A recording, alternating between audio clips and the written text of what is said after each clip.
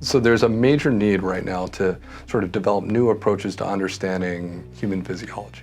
Because we know that when we take cells from a human and put them inside of a dish, those cells do not behave as they do in a human. We know that the physiology of a mouse doesn't accurately recapitulate what we see in a human as well. And this is why so many drugs are failing in the clinic when we start to take them from, this proof of discovery phase to, clinical trials and clinical applications. And so where we step in to help address this gap and this critical need is through the development of these technologies that we like to call human organs on chips.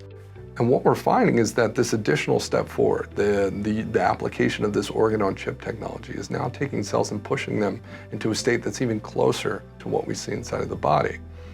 And right now we're applying these technologies to understand events that are associated with the early breakdown of tissue structure in oral cancer. We're using it to model human infectious disease, and then we're using it for fundamental discovery when it comes to the development of various organs like the human breast.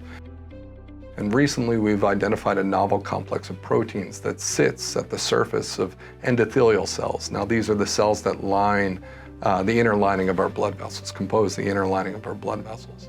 We found that by targeting this protein complex, we can make a blood vessel turn from leaky to tight, or from tight to leaky.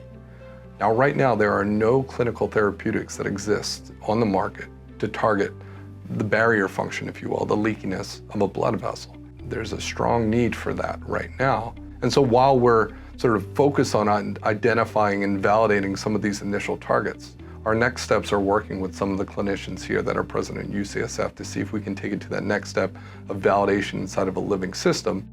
Our department here in the School of Dentistry, the Department of Cell and Tissue Biology, is very unique and diverse in its approaches to sort of basic research and fundamental cell biology.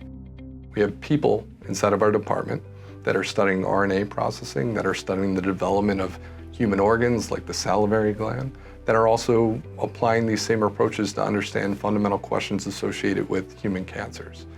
Some of the most effective therapeutics that we have on the market, chemotherapeutics, targeted therapeutics, are those that target mechanisms that operate inside of our cells that are fundamental to how a cell sees its environment or how a cell moves.